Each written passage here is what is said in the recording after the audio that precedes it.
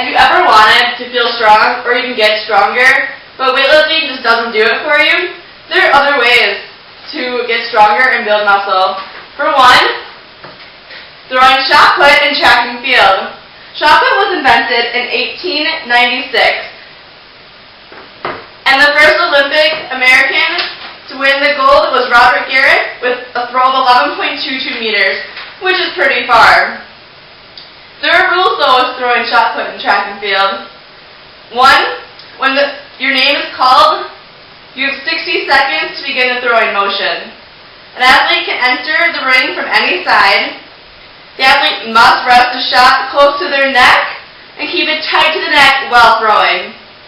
The athlete is allowed to touch the inside of the edge of the circle, but must not touch the top or outside of the toe board. Shot put must land in a legal sector of the throwing area, and an athlete must exhibit a controlled exit until using the rear half of the circle. There are also many ways you can get disqualified or fouled in throwing shot. For one, if you do not exit from the rear half of the circle, if your body touches the toe board or the outside of the ring, it can either be a shoelace. You really want to make sure your shoes are tight. If the throw falls outside the throwing sector, if you allow the shot to drop below the shoulder or outside of the vertical plane of the shoulder during the put, do not pause or demonstrate control after entering or exiting the circle, and do not begin throwing within 60 seconds of having his or her name called. There's also many equipment that you may need for throwing. For one, you can throw almost anywhere, but the regular base throwing circle has a sand pit and an iron ring around it. You need a throwing shoe with a glide on the bottom, so you just glide right through, and you don't have the friction to stop yourself. Loose clothing usually helps, like a t-shirt or sweatpants, and your hair pulled back so you can see where the throw is going. There are many different ways to throw. A couple, to name a few that we use in Baraboo, is the Riesberg Shuffle, the Power Throw, and the Glide for shot put. But every single one of them has a shot in the exact same pace on your hand. What you're going to do is open your palm like this and place the shot put on your fingertips. That way, when you throw it, it isn't resting right here like a baseball that can damage your arm. The thumb is there to help it.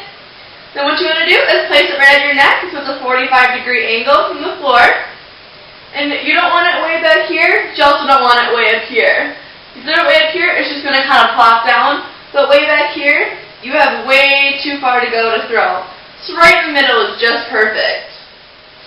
Before you go to throw, it helps to stay in the back of the circle, take a deep breath, and think about what you're going to do.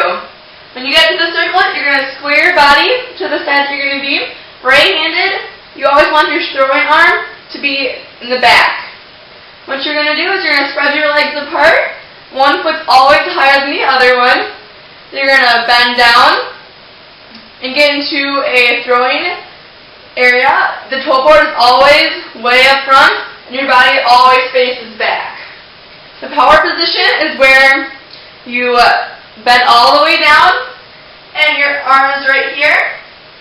And then you're going to bring it right here, and then pull your arm, your power arm, your hips come with your power arm, and then you're going to throw.